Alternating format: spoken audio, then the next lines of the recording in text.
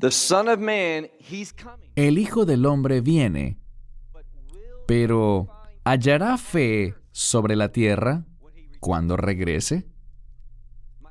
Mi esperanza es que aquellos que le aman, aquellos que han leído su palabra, que estas dos cosas, el amor y la verdad, nos transformen para ser hallados fieles. Pero esa fidelidad dependerá de si tenemos pasión por el reino que viene. Lo que haremos en esta última sesión es que miraremos 44 versículos de Mateo 24 y veremos no solo lo que dice, sino cómo estos versos trabajan juntos, cuál es la manera correcta para aplicarlos y lograr una perspectiva correcta sobre lo que ocurrirá en los últimos días.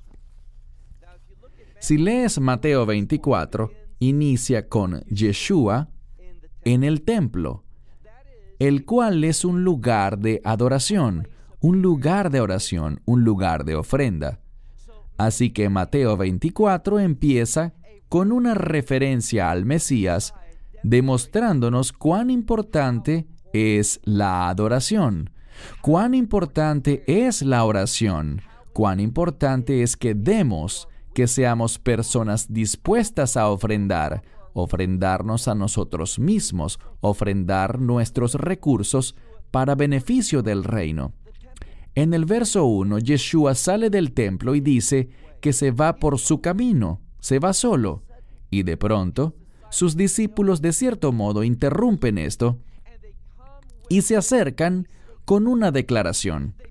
Ellos le señalan a él aquellos hermosos edificios y saben no solo un edificio, sino varios que estaban sobre el monte del templo. Bien, queda claro que ellos no se referían solo al templo, porque sobre el monte del templo habían principalmente dos instituciones, el templo y las cosas que le pertenecían a ese lugar, y también el Sanedrín, ¿recuerdan? El Sanedrín es el consejo de gobierno, los que mandaban. Entonces, con Havaná, es decir, con intención, con un propósito, vemos las oficinas del gobierno de Israel, el Sanedrín, y también el templo, compartiendo ese mismo monte. Y esto es para revelarnos que el gobierno correcto incluye la adoración correcta. Si no adoran a Dios adecuadamente, si no están orando, si no le están sirviendo, pues el gobierno será corrupto. Así que ellos le hablan a Yeshua y le dicen, ¿ves estos hermosos edificios? Y en el verso 2, él responde. Les dice que no quedará piedra sobre otra que no sea derribada. ¿De qué habla? Obviamente de la destrucción de Jerusalén que ocurriría 40 años después.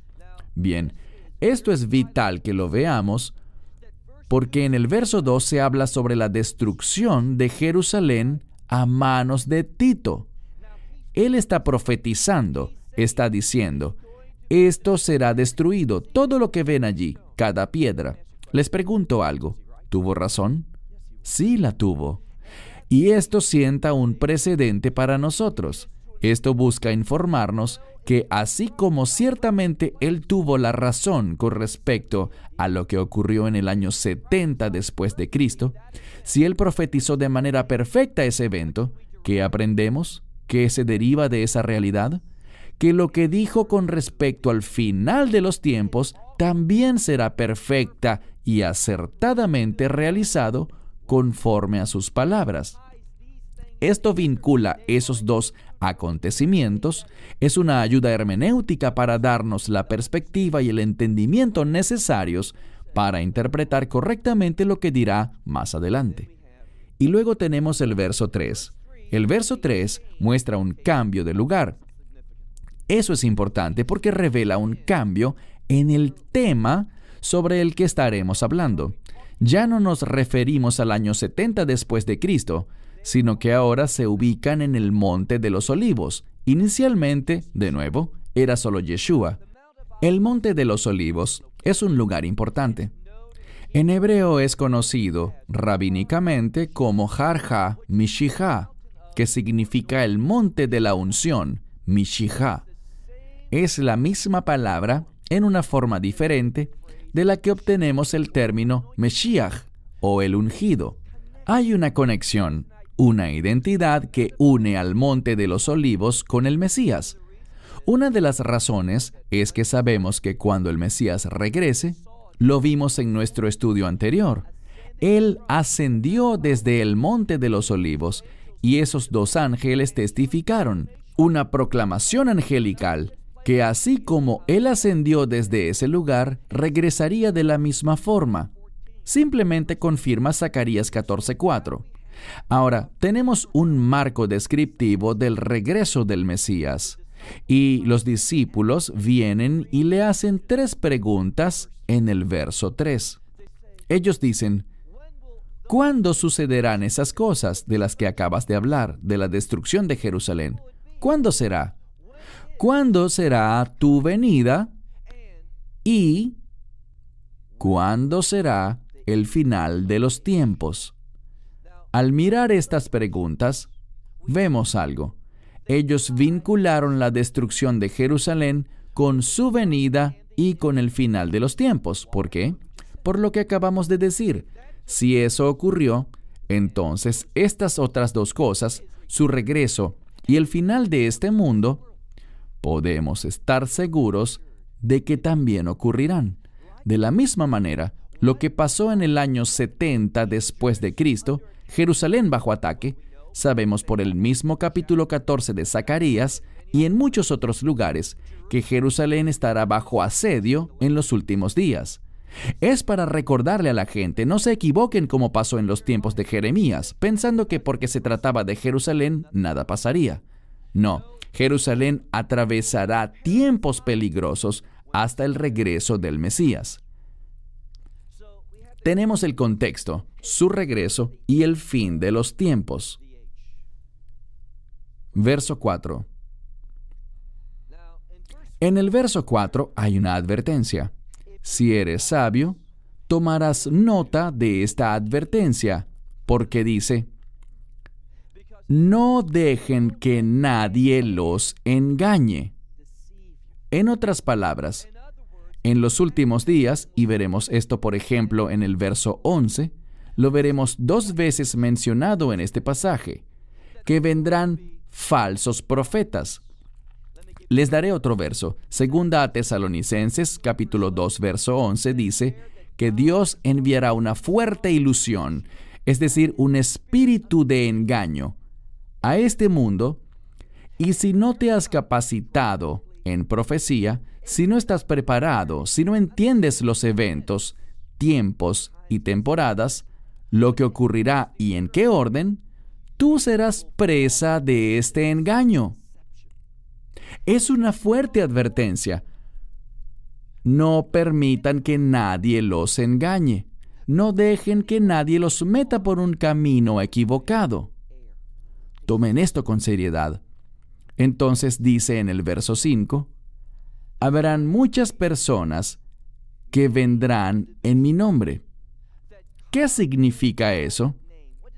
Bien, tradicionalmente, la gente diría que vendrán falsos mesías, y así será, por lo que entienden que muchos vendrán proclamando que son el Mesías. Esa es una interpretación.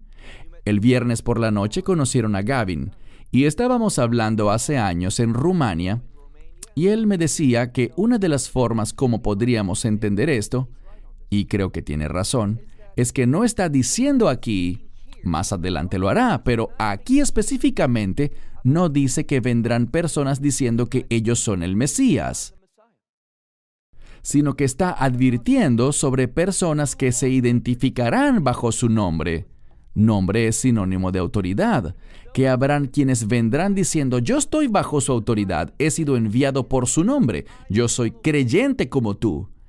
Y dirán también que Él, no que ellos mismos, sino que Yeshua es el Mesías.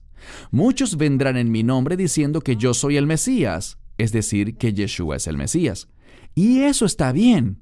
El problema es que esto está vinculado al verso 4.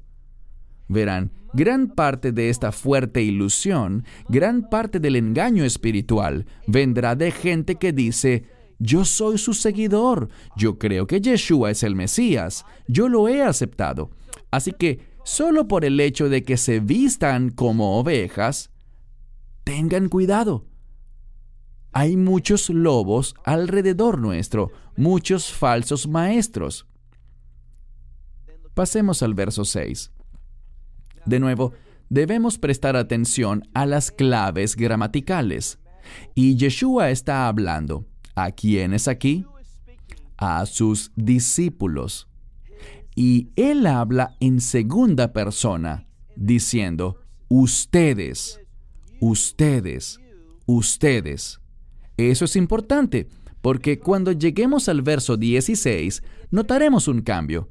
En el versículo 16 y en los versos que le siguen, él ya no le hablará a los discípulos, sino que estará hablando con respecto a Israel, con respecto a aquellos que están en Judea, dirigiéndose al pueblo judío.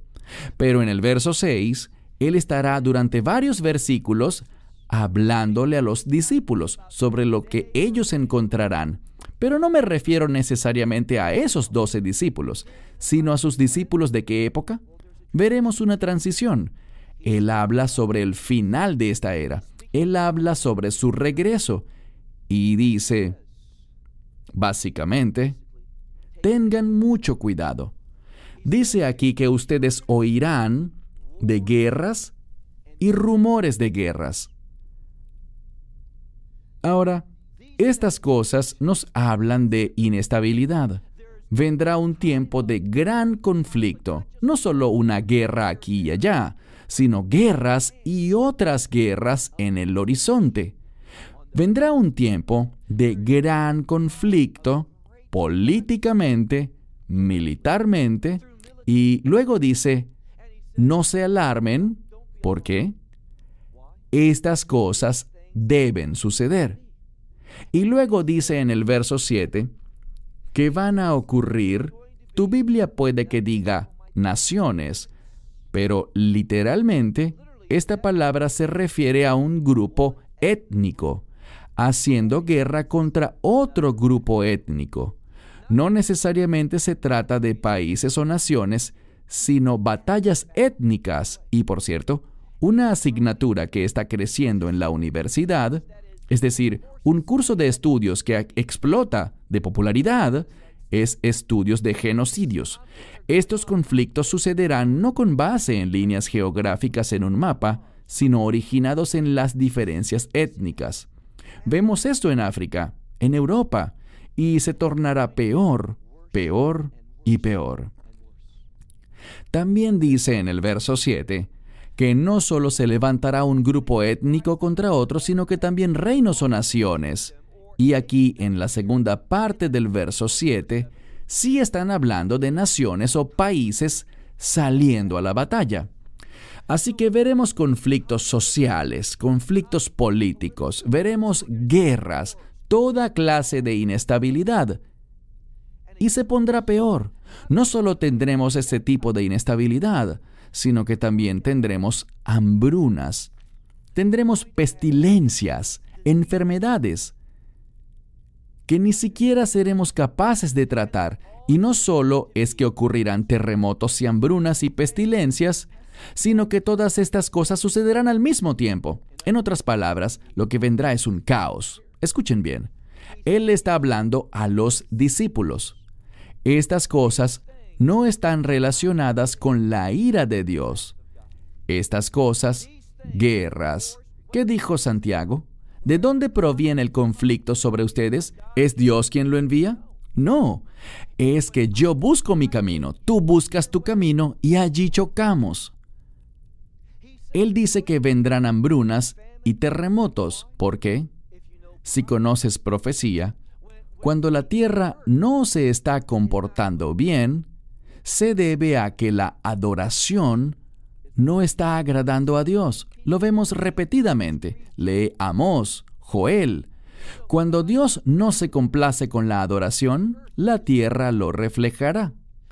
Piensa sobre esto: hambrunas, terremotos, enfermedades, guerras, están en el horizonte. Y dice, si lees ahora en el verso 8, dice que estas cosas son solo el principio de los dolores de parto. Son solo el principio. ¿Por qué?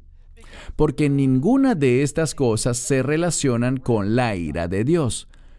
Nuestros propios conflictos, nuestra habilidad para torturar, para matar, para cometer atrocidades, tan malas y horribles como puedan ser, nada de lo que podamos hacer se puede comparar con la ira de Dios, que caerá sobre este planeta. Alabado sea Dios, nosotros como creyentes tenemos una promesa. Es nuestra esperanza bendita, que no nos encontraremos con la ira de Dios. ¿Pero qué dice la Escritura? Bien, si leemos el verso 9, allí se habla sobre personas que se levantarán y nos entregarán para que seamos oprimidos y hasta ejecutados. Seremos odiados, y la razón por la que seremos odiados es debido a su nombre. Así que tiene que estar hablando sobre aquellos que son llamados por su nombre. Verán, a partir del verso 6, Él está hablándote a ti, es decir, a sus discípulos.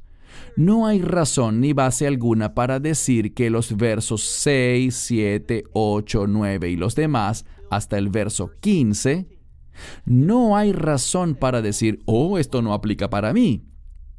¿Por qué? ¿Cuál es tu base teológica en la Biblia para sostener tal posición? Quizás es lo que has oído de otros, pero no tienes un texto. Porque lo que dice la Biblia es esto. Dice que un siervo no es más que su maestro. Si odiaron a Yeshua, y así fue, te odiarán a ti. Si lo persiguieron a él, y así fue, te perseguirán a ti, debido a su nombre. Él le habla aquí a creyentes. No es mi opinión, es un hecho en las Escrituras. Así que, en el verso 9, se habla de nosotros siendo entregados, siendo odiados. Pero la persecución, su fuente, proviene de afuera, no de adentro. Pero miren ahora el verso 10. Allí dice que muchos serán literalmente ofendidos. Lo que significa es, una ofensa involucra un cambio en la perspectiva. Y de lo que esto habla, en el verso 9 hablábamos sobre amenazas y persecuciones externas en contra de la comunidad de creyentes. Pero en el verso 10 se vuelve aún peor porque allí dice que un hombre se levantará en contra, y tu Biblia quizás diga prójimo. Es una palabra que muestra algún tipo de conexión. Dice, un hombre traicionará a su hermano. Esto habla sobre persecución. Es una expresión de traición desde adentro. Habrán personas que dirán, yo soy creyente. ¿En serio? Porque cuando las cosas se vuelvan difíciles, dirán, para esto no fue para lo que acepté al Señor. Esta visión, esta teología, esta creencia, este Jesús no es para mí. Y para evitar la persecución, estas personas que pueden incluso ser parte de tu congregación, rápidamente se pondrán en contra de los verdaderos creyentes. Vamos a enfrentar persecución, obstáculos y enemigos desde afuera y desde adentro. Es lo que dice. En el verso 11, él dice, y creo que esto justifica aún más esta interpretación. Dice en el verso 11 que vendrán muchos falsos profetas. Y hablamos de personas. Piensen en los falsos profetas de Israel. ¿Estaban ellos fuera de la comunidad? No era así. Ellos venían de adentro de la comunidad.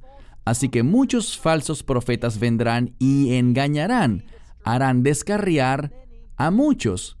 ¿Serás tú parte de esos muchos? Si no estás preparado, si no estás apasionado por el reino, si no estás viviendo con expectativas basadas en la verdad profética, esto no se refiere a salvación, se refiere a ser hallados fieles, trayendo honor y viviendo una vida digna de alabanza. Eso es lo que nos interesa. Y si sufrimos, y así será si estamos vivos para ese tiempo, si sufrimos tortura o si somos ejecutados, ¿qué dijo Pablo?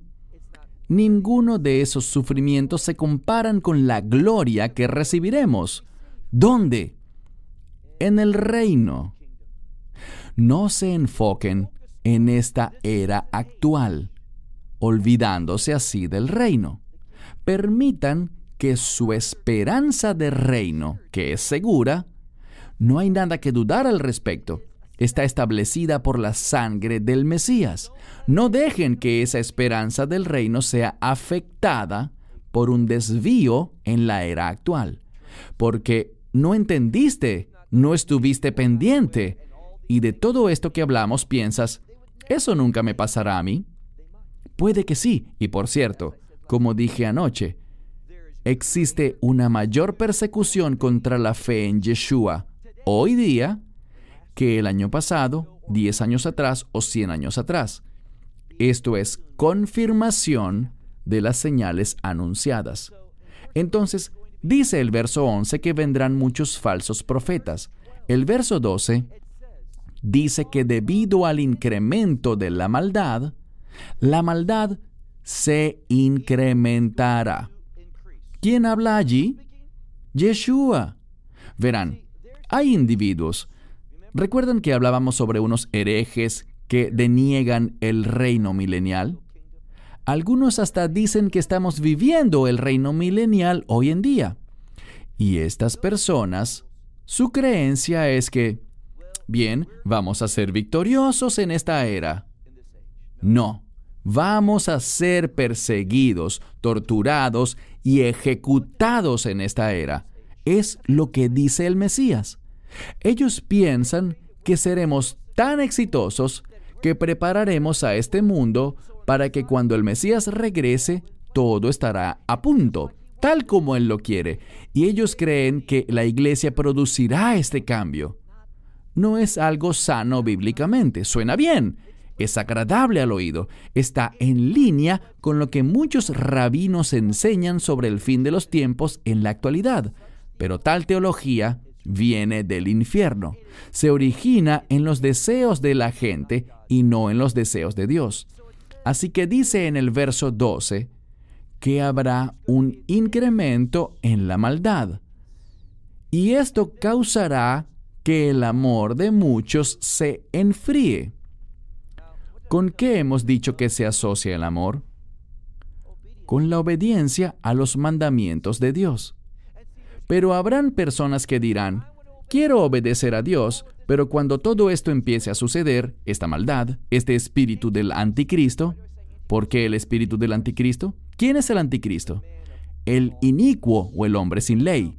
El término para alguien que está en contra del milenio es amilenial. Esta letra Aleph o alfa, en griego, significa en contra.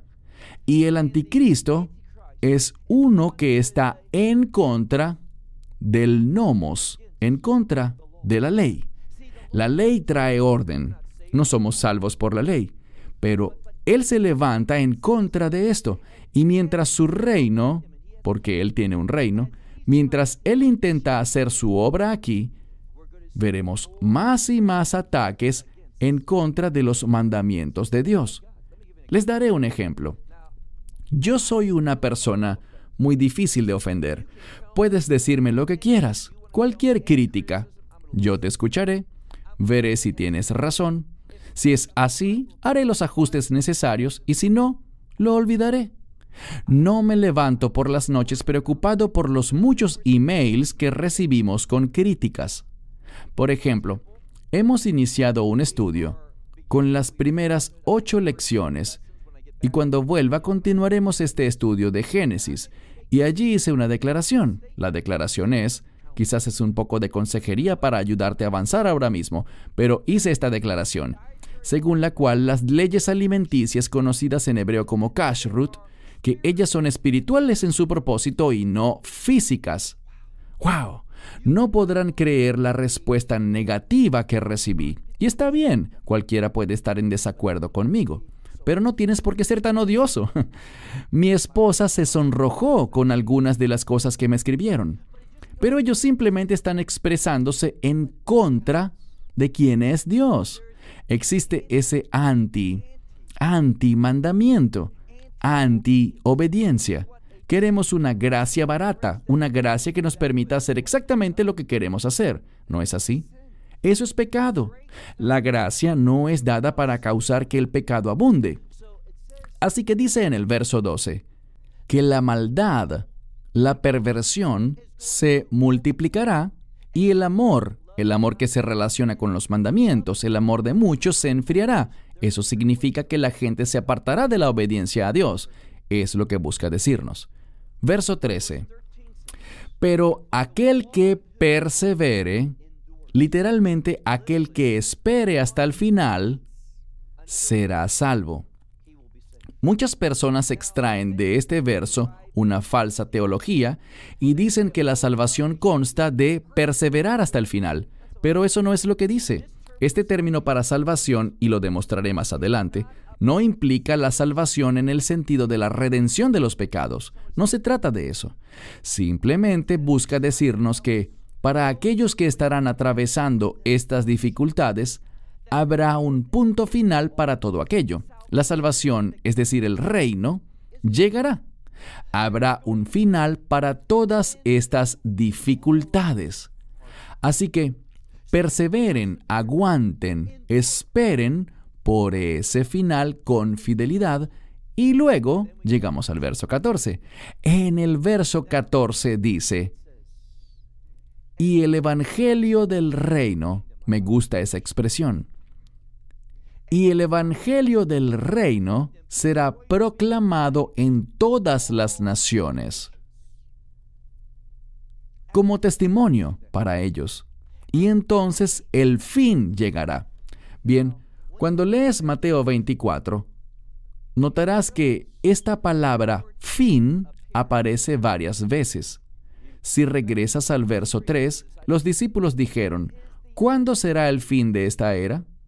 Algunas veces, las mismas palabras, son aplicadas en diversos contextos. ¿Qué quiero decir? Bien, cuando ellos hablan sobre el fin, en el verso 14, cuando dice que el evangelio del reino será proclamado en todas las naciones y entonces vendrá el fin, se refiere al fin de esta era de los gentiles. Cuando el evangelio sea predicado en todas las naciones, y lo veremos en un momento, Dios tornará su atención hacia Israel. Pero hay otra manera de interpretar esto. Este final, cuando Dios torne su atención hacia Israel, será provocado porque nosotros, los creyentes, ya no estaremos aquí. Será el fin, y lo diré de este modo, el fin de la era de la iglesia. ¿Por qué? Porque habrán claros indicadores en la Escritura sobre lo que ocurrirá y del tiempo del cual nos habla. Entonces dice, el evangelio del reino tiene que ser predicado como testimonio a todas las naciones y llegará el fin. Eso significa, prepárense para nuestra esperanza bendita. La reunión en los cielos con Dios está por suceder. ¿Por qué debemos pensar así? Pasemos al verso 15. Dice, cuando vean, y es muy específico, la abominación desoladora, a la cual se refirió el profeta Daniel, esto nos dice que esta sección de Daniel es relevante para el futuro y no para el pasado. Nos dice que la abominación desoladora no es un evento pasado. Puede que haya ocurrido algún evento que la confirme o que brinde un ejemplo para entenderlo mejor. pero en su aplicación más pura y precisa, la abominación desoladora según el Mesías, y él estaba en lo correcto, sucederá en los últimos días, al final de la era de la iglesia. Si leen en 2 Tesalonicenses 2, Pablo nos dice de qué se trata la abominación desoladora. Es cuando el falso Mesías, el anticristo, entre al lugar santísimo y diga: «Yo soy Dios. Deben adorarme a mí». El anticristo es aquel que estará persiguiendo a los creyentes. Él está en contra de lo que enseñamos, de lo que creemos y de cómo vivimos. Así que este anticristo, verán, una de las cosas que me hacen enojar, y parece que me enojo muy a menudo, pero como sea, es cuando la gente dice: «¿Sabes que el anticristo es judío?». Y yo digo: «No, yo no sé eso. ¿Por qué?». Pues porque los judíos no lo recibirían a menos que fuese judío. ¿Dónde has encontrado algún versículo que diga que el pueblo judío recibirá al anticristo? No existe. Algunos dirán: «Bien, dice en Daniel 9 que él hará un pacto con muchos», y es cierto, con muchos. Israel estará de acuerdo, pero eso no significa que lo recibirán como el anticristo. Verán, este anticristo hará algo. Él derrotará al carnero que estará causando estragos en el mundo. Él traerá un tiempo de paz y prosperidad, de paz tangible en un sentido físico, prosperidad real en un sentido monetario. Habrá seguridad en el mundo. El mundo dirá: «¿Quién es como la bestia?». Ese es el imperio sobre el que gobernará el anticristo. Todos lo amarán, menos nosotros, que sabremos quién es él. Diremos: «Este no es de Dios». E Israel, si se da la paz en el Medio Oriente, quiero decir, con el carnero, Israel sufrirá en gran forma.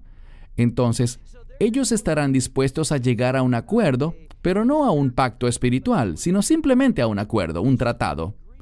Y el anticristo intentará toda clase de cosas para buscar seducir a Israel hacia él y lejos de Dios.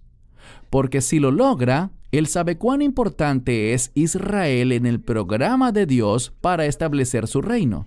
Israel tiene que arrepentirse, tiene que enderezarse espiritualmente, tiene que recibir la verdad. Así que el anticristo, buscando arrastrarla hacia su lado, hará muchas cosas aparentemente buenas para Israel.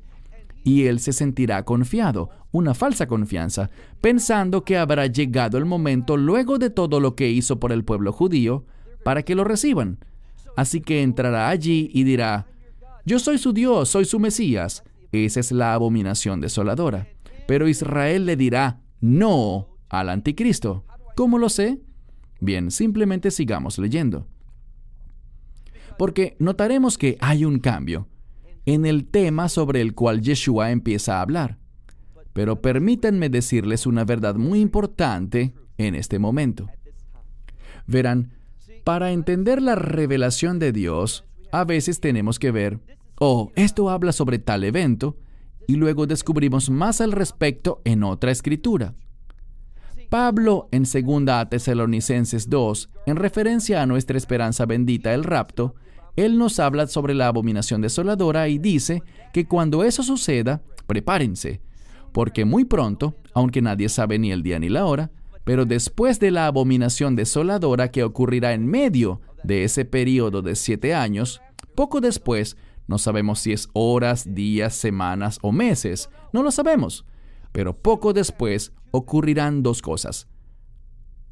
Primero, el rapto. Segundo, Israel será sellado. ¿Por qué?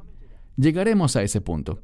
La Biblia habla en Jeremías 37 sobre el tiempo de la angustia de Jacob. ¿Por qué ocurrirá este tiempo de angustia de Jacob entre el pueblo judío? Porque rechazaron al anticristo, porque no lo recibieron. Por esa razón. Pero, ¿cuál es la señal de nuestra esperanza bendita? Sabemos 2 cosas. Sabemos que nuestra esperanza bendita, esa reunión arriba, ocurrirá antes del derramamiento de la ira de Dios. ¿Cierto? Porque 1 Tesalonicenses 5:9 dice que Dios no ha designado a su pueblo, a los que recibieron el Evangelio, para la ira, sino para la salvación. nosotros no estaremos aquí para la ira de Dios.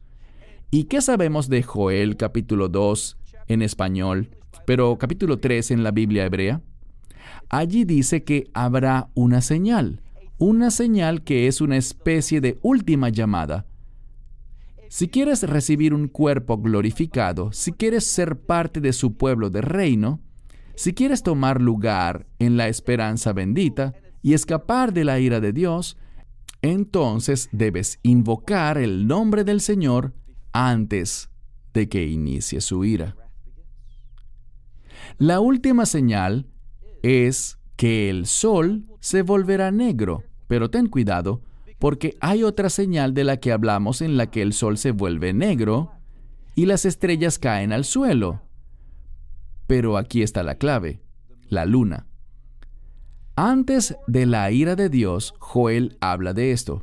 Apocalipsis habla de esto. En Apocalipsis al final del capítulo 6, la clave es que la luna se vuelve roja, como sangre. Cuando veamos eso, sabremos que el final está cerca. Así que primero viene la abominación desoladora, luego ocurrirá ese testimonio en el cielo. El sol no dará su luz, se pondrá negro, la luna se pondrá roja, las estrellas caerán, y esta será la última oportunidad para ser parte de la esperanza bendita de Dios. Porque inmediatamente después, Israel, en realidad antes del rapto, será sellada. Lo puedes ver en Apocalipsis 7. Y ahora encontramos algo en el verso 16. En este verso hay un cambio. Yeshua ya no está hablando de ustedes, como antes hablaba. Él dice, aquellos que están en Judea, bien, Judea. Judea era también en ese tiempo una manera como se referían a Israel. Por supuesto que existe la región del norte, Samaria, Galilea y el Golán, pero aquí, aquellos que están en Judea, habla sobre los judíos que viven en la tierra de Israel. Dice, entonces, los que estén en Judea, huyan. ¿Por qué deben huir a las montañas? Debido a la persecución. ¿Y por qué son perseguidos? Porque no aceptaron al anticristo. Y dice con respecto a esta huida, verso 17, que los que estén sobre el tejado no bajen a la casa a buscar nada, y aquellos que están en los campos no regresen para buscar ningún vestido. ¿Cuál es el énfasis? Sobre el tejado, en la cultura judía, significa ocio o placer. Verán, no es como en Occidente donde nadie sube al tejado de su casa, pero en Israel, los techos son usados como un lugar de distracción. La gente sube allí, tienden sus sillas y si hace un buen clima, disfrutan un tiempo de placer. Así que dice, aquellos que están relajándose, puede que estén disfrutando la vida, pero es tiempo de huir. Y aquellos que están en los campos, ¿qué se hace en los campos? Trabajar. Así que los que estén ociosos y los que están trabajando, huyan. No regresen, no hagan mayores arreglos en ese momento. Solamente huyan. Esto se parece mucho a lo que vemos en el éxodo de Egipto, cuando el pueblo fue llamado a salir de Egipto deprisa. No se terminen ese pan, salgan ya. Es lo que dice aquí. ¿Por qué? Porque el tiempo de la angustia de Jacob ha llegado. Entonces tienes a las personas en los tejados, verso 17, personas en los campos, verso 18, que todos huyan, verso 19. El verso 19 dice, ¡ay de aquellas que están embarazadas o amamantando! Le habla a las mujeres. ¿Por qué esto es importante? Cuando la mujer toma protagonismo en un pasaje, esto nos habla de redención. Así que el contexto aquí es que la redención viene. Huyan, pero será difícil. las mujeres embarazadas, mujeres criando bebés. Lo que dice es que para Israel, su experiencia de redención será difícil. Dice el verso 20, oren para que su huida no sea en invierno o en Shabbat. Ahora, en Israel, el invierno significa lluvia. Y no querrás estar huyendo en tiempos de lluvia. Otra idea sobre dificultades. El contexto indica que se trata de Israel, y si aún no lo crees, dice, oren también para que no sea ¿cuándo? En Shabbat. Es una clara referencia al judaísmo. Aquí no nos habla de creyentes, de la iglesia. Iniciando en el verso 16, hay un cambio. El enfoque está sobre Israel, el pueblo judío, su tiempo de tribulación. ¿Por qué tanta tribulación? Para que lleguen a la fe. Dios se está moviendo. El tiempo de los gentiles terminó y Él está volviendo su rostro a Israel. Entonces dice, oren para que su huida, su salida, no sea en invierno ni en Shabbat. Verso 21. Porque en esos días habrá gran tribulación. Allí está. Y esa gran tribulación no se trata, en primer lugar, de la persecución que ocurrirá del segundo holocausto, si lo quieren ver así, sobre el pueblo judío. Esto no habla solo de eso, sino también de que la ira de Dios empezará a caer sobre este mundo. Estamos hablando de una gran tribulación que no será para los creyentes, porque no estaremos aquí para ese tiempo. Entonces dice, ustedes sufrirán una gran persecución. Verso 22. Él dice, pero el Señor acortará estos días. Algunas personas lo interpretan como que serán menos días, pero quizás podría ser que literalmente los días duren menos, porque cuando Dios está interesado en demostrar su autoridad, que Él está en control, Él hace como quiere. Ahora, podrías pensar, cada día tiene 24 horas, pero Dios los puede acortar al tiempo que Él quiera. Si Él quiere que el sol se detenga allí, se detendrá allí. Los científicos dirán, eso no puede ocurrir, produciría un caos. Dios puede hacer lo que quiera. Él no necesita la aprobación científica para justificar sus decisiones. Si Él quiere hacer que un día dure 20 horas o 18, Él puede hacerlo. Así que Él acortará los días, debido a que si no lo hace así, ningún ser sobreviviría. Todos morirían. Nadie llegaría al final de lo que viene. Insisto, vimos un cambio.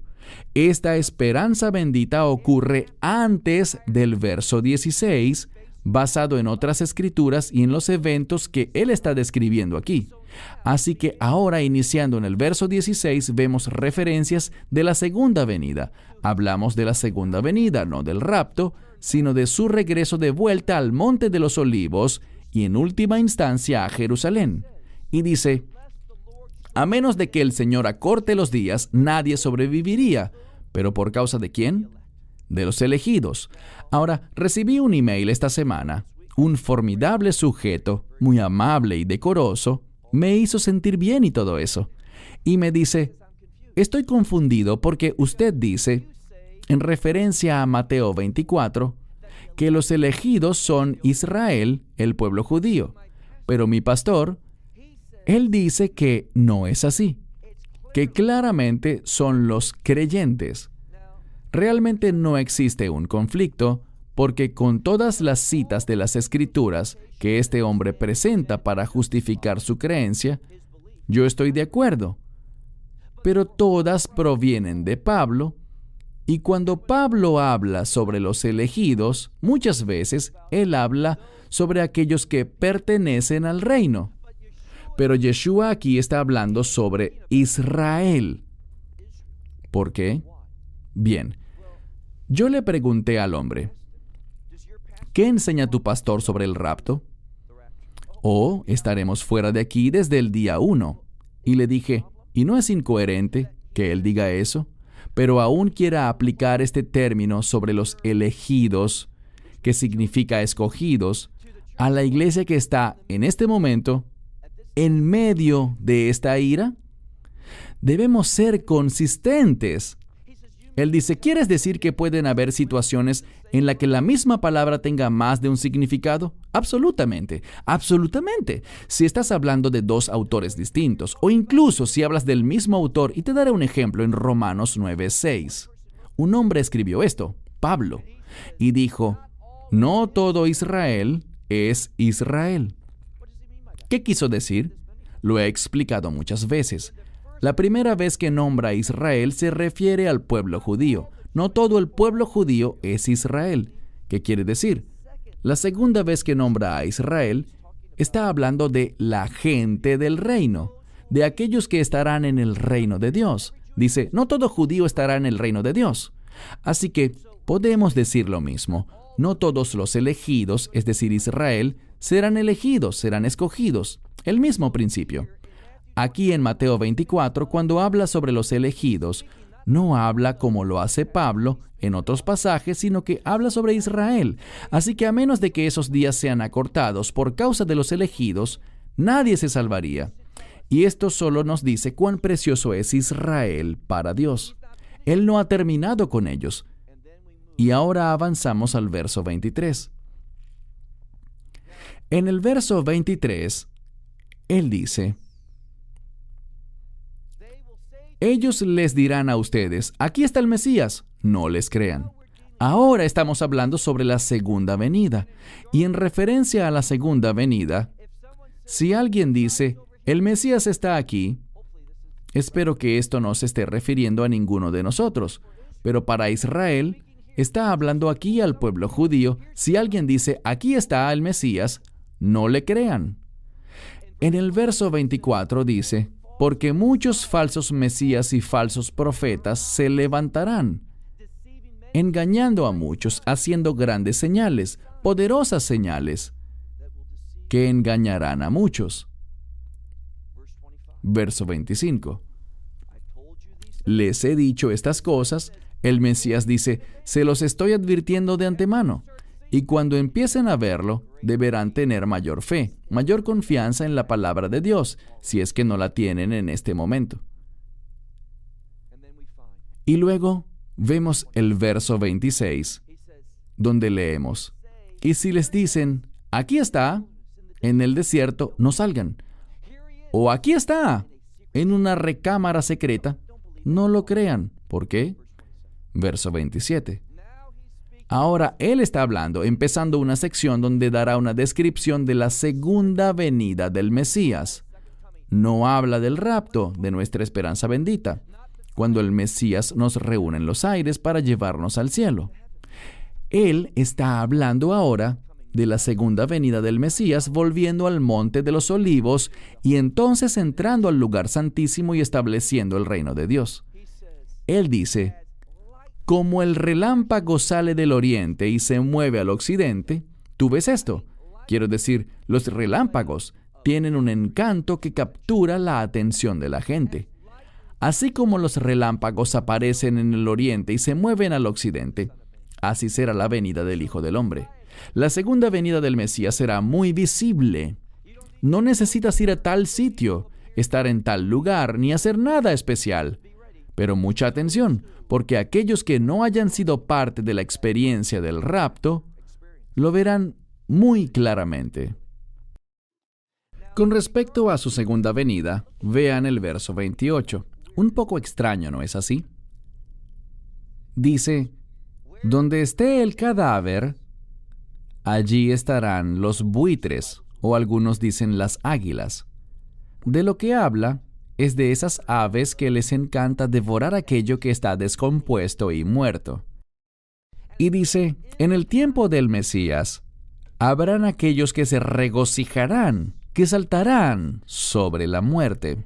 Bíblicamente, vemos en algunos de los profetas, pero especialmente en los textos rabínicos, que hay una relación entre las aves impuras y los demonios. Dice que habrá una fuerte actividad demoníaca en los últimos días. Verso 29.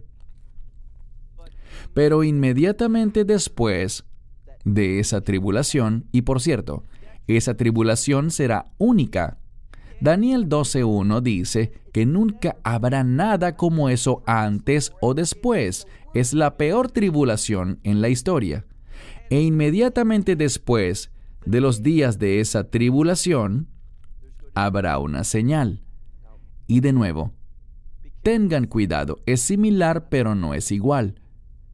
El sol se oscurecerá, eso ya pasó antes, pero antes en el libro de Joel y en Apocalipsis 6, la luna se vuelve roja, eso es antes de la ira de Dios.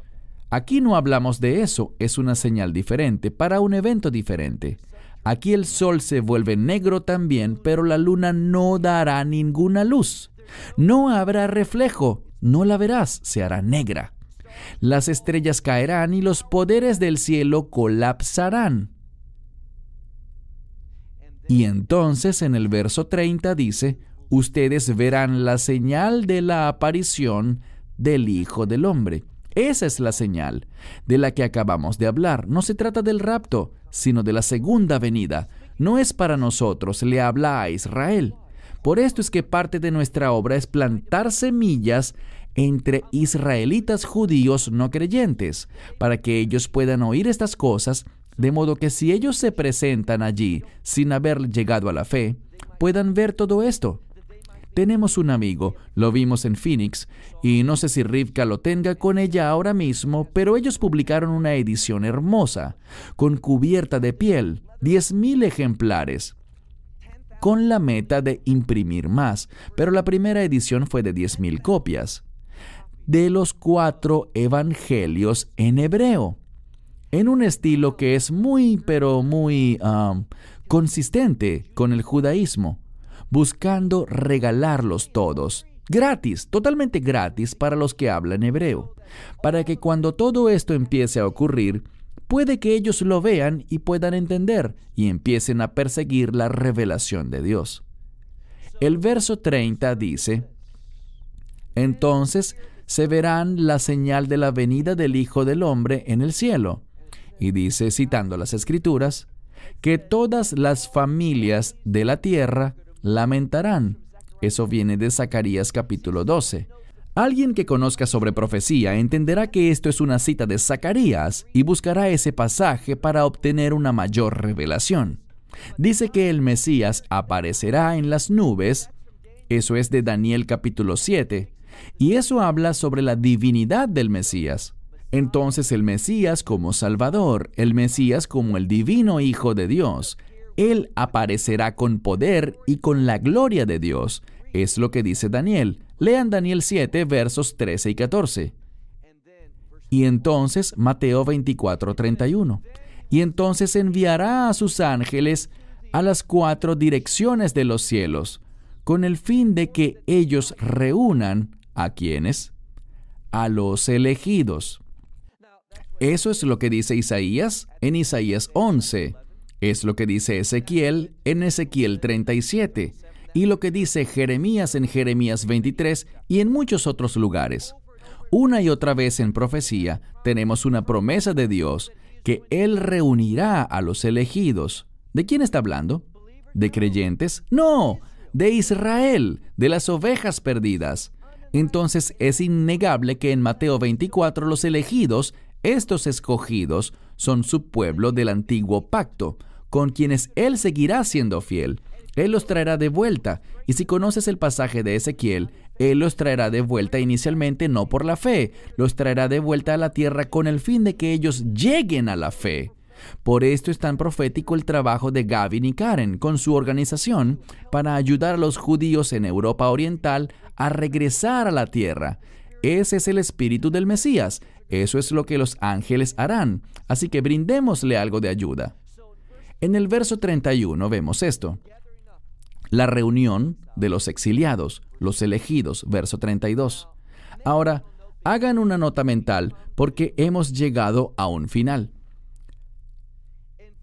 En el verso 32, al final de la última palabra en el verso 31, Él ya no se está refiriendo a Israel ni hablando sobre el pueblo judío, durante este tiempo de la angustia de Jacob. Aquí vuelve gramaticalmente a hablar de ustedes, a los creyentes. Él ya les dibujó lo que pasaría y ahora repasa el mensaje para darnos a los creyentes algunas informaciones y ayudas adicionales para entender lo que ocurrirá en esos días. Y nos dice, observen la higuera. ¿Qué es la higuera? Es Israel. Él nos dice, dense cuenta de lo que está pasando en Israel. Por cierto, este pequeño país está en las noticias todo el tiempo, ¿no es así? Quiero decir, los israelitas, tenemos un agente de prensa que es solo la mitad de bueno. Nos mete en los periódicos, pero no nos brinda buena cobertura. Ese es el problema. Pero observen a Israel. Y una de las cosas que me gustaron del discurso del primer ministro Benjamin Netanyahu ante las Naciones Unidas, lo he criticado, pero también admito lo bueno. Él dijo a la gente, ¿saben qué? Muchos países tienen problemas, pero la economía de Israel está floreciendo. Estamos creciendo, estamos construyendo. Eso es profético. No se trata de que yo quiera apoyar al primer ministro. Digan gloria a Dios, porque Dios dice que en los últimos días observen la higuera, cuando la rama se enternezca y las hojas broten, cuando crezca y se multiplique. ¿Saben qué? Estas cosas están cerca. ¿Qué cosas? Dice, cuando vean esto sabrán que el verano está cerca. Hay un juego de palabras. Yo creo que el Nuevo Testamento fue escrito en griego, todo el Nuevo Testamento. Pero hay una gran probabilidad de que cuando Yeshua hablaba lo hacía en hebreo. Y la palabra verano en hebreo es la palabra kayitz. Pero la palabra fin es la palabra ketz. Es la misma palabra con una vocal de diferencia. Así que puede haber un juego de palabras. Cuando vean la higuera florecer, sabrán que el verano está cerca. Cuando vean a Israel florecer, sabrán que el fin está cerca. Verso 32. Presten atención a Israel. Verso 33 dice, cuando vean estas cosas, sepan que la venida del Hijo del Hombre está cerca. Verso 34 dice, se los he dicho, cuando estas cosas empiecen a ocurrir, será la última generación. No significa que debido a que en 1967 Jerusalén o en 1948 la nación de Israel empezó, allí fue que el contador para observar a Israel inició. No, es cuando empecemos a ver las cosas mencionadas en Mateo 24, versos 6, 7, 8 y demás. Cuando veamos que el Evangelio se ha proclamado a todas las naciones, esos eventos, sabremos que solo queda una generación. Dice en el verso 35, el cielo y la tierra pasarán, y así será. Pero mis palabras no pasarán. No busquen su seguridad en las cosas del cielo ni de la tierra. El cielo tampoco es nuestro destino final. El cielo es temporal. El cielo se terminará también. Me dirás, ¿y las calles de oro y el mar de cristal? Ese no es el cielo. Esa es la nueva Jerusalén. No las confundas, muchos lo hacen. Cuando confundes el cielo con la nueva Jerusalén, tendrás una teología terrible. Todo esto está muy claro. Entonces dice, el cielo y la tierra pasarán, pero mis palabras no pasarán. ¿Qué hará entonces una persona sabia? Nosotros basamos nuestra vida, nuestra existencia, todas nuestras decisiones en la palabra de Dios. Y es solo cuando hacemos esto que estaremos preparados para los últimos días, para que podamos ser hallados fieles. Y ese es el núcleo de nuestra obra. Todo lo que queremos hacer es brindarle enseñanzas bíblicas a la gente para todo el que quiera oír. Para ellos estamos aquí. Verso 36. Todavía hablando en referencia a ustedes creyentes, dice, pero con respecto al día y la hora, no dice la temporada, Dice el día o la hora, no dice semana ni mes. Con respecto al día y la hora, ustedes no saben cuándo vendrá el Hijo del Hombre. ¿Quién es el único que lo sabe? El Padre.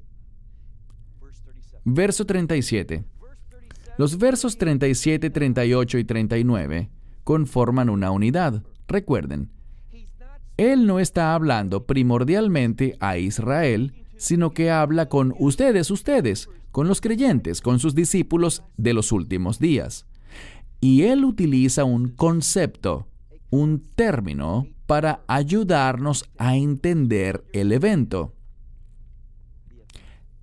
Él dice, así como en los días de Noé. Ahora, Noé predicó arrepentimiento. ¿Por qué? Por el juicio de Dios. Y más que eso, porque la ira de Dios caería, ¿correcto? El juicio de Dios destruiría a este mundo.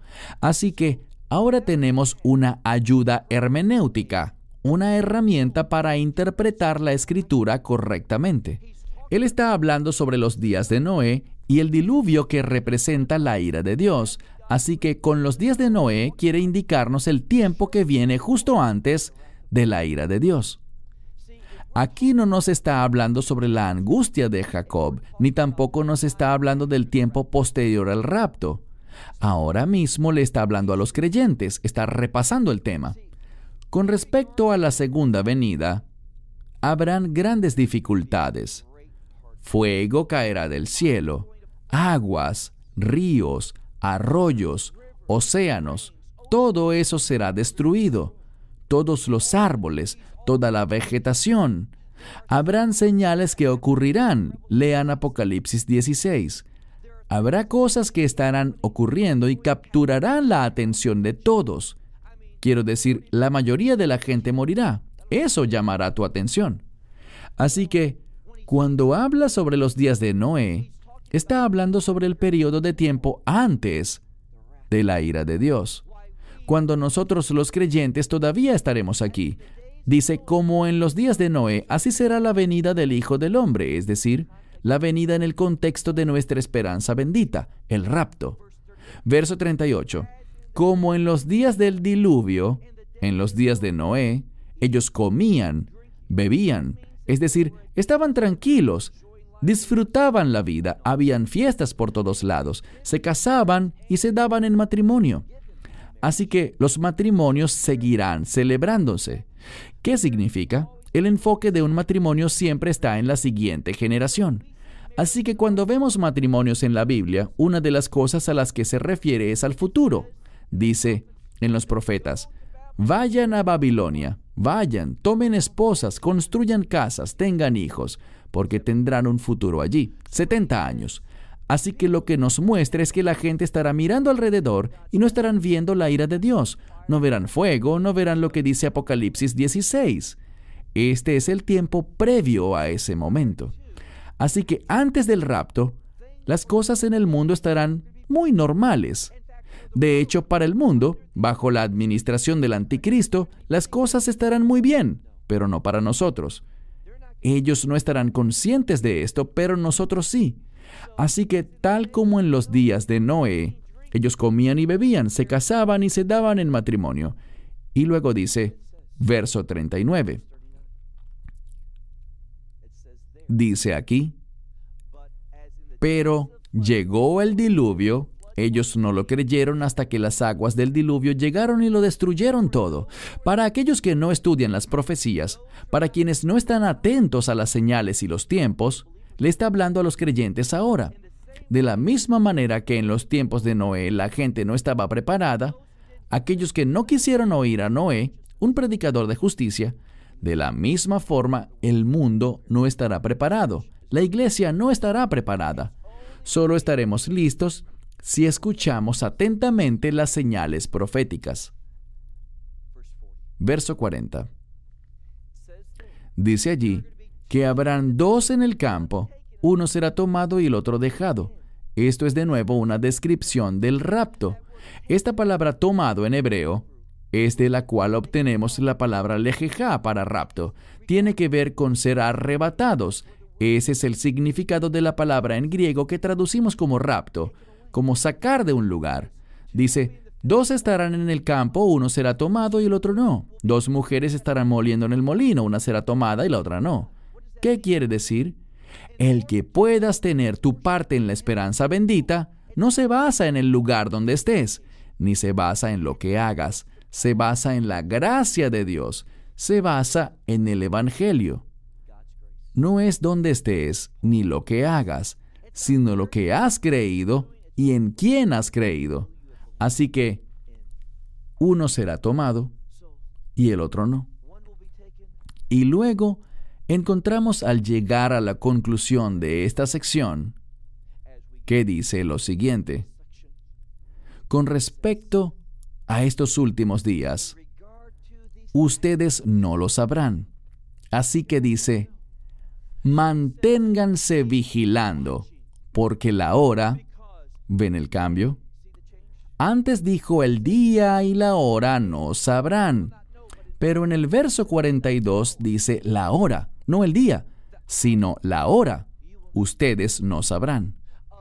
Del tiempo para la venida, ¿de quién? Todos los otros versículos decían del Hijo del Hombre, pero aquí hay un cambio importante. Pasa del Hijo del Hombre a su Señor. Su Señor. Aquellos que perciben correctamente al Mesías, lo perciben como su Señor. Verso 43.